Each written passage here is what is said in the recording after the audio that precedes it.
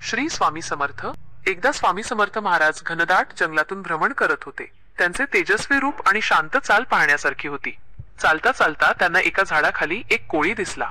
तो कोळी मोठ्या एकाग्रतेने आणि परिश्रमाने आपले जाळे विणण्याचे काम करत होता। स्वामी तिथे थांबले आणि त्या कोळ्याच्या कामाचे निरीक्षण करू लागले। कोळी अतिशय लहान होता, पण त्याची जिद्द खूप मोठी होती। तो धाग्याचा एक तुकडा घेऊन उंच फांदीपर्यंत चढायचा। मोठ्या प्रयत्नाने त्याला दुसऱ्या फांदीशी जोडायचा।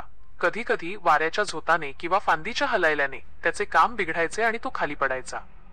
पण कोळी कधीच थकला नाही किंवा निराश झाला नाही।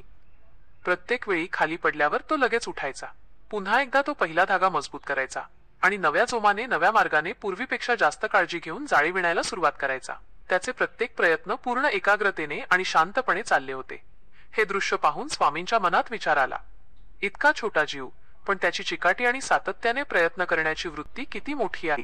काही वेळा भक्त अडचणींमुळे, संकटांमुळे किंवा अपयशामुळे आपल्या मार्गातून विचलित होतात, निराश होतात आणि साधना किंवा चांगले काम करणे सोडून देतात। स्वामींनी मनात ठरवले, या कोळ्याप्रमाणेच मनुष्याने कितीही वेळा अपयश आले तरी आपले ध्येय सोडायचे नाही। प्रत्येक अपयश ही एक नवी सुरुवात आहे। श्रम आणि सातत्य असेल तर लहानसा कोळी सुद्धा मोठे जाळे विणून आपले पोट भरू शकतो। मग मनुष्य तर बुद्धीने आणि सामर्थ्याने कितीतरी मोठा आहे। थोड्या वेळानंतर कोळ्याने त्याचे सुंदर मजबूत जाळे पूर्ण केले। स्वामी समर्थांनी त्या कोळ्याच्या निष्ठेला आणि प्रयत्नांना मनोमन नमन केले आणि पुढे आपल्या मार्गावर निघाले।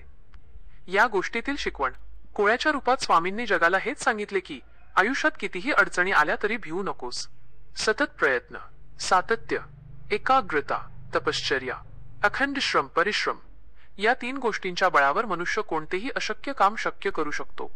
अशाच कधीही न ऐकलेल्या स्वामी कथा आणि स्वामींची शिकवण ऐकण्यासाठी आपल्या चॅनलला लगेच सबस्क्राईब करा आणि ह्या कथेतील स्वामींनी दिलेल्या उपदेशाला नक्की जास्तीत जास्त शेअर आणि लाईक करायला विसरू नका।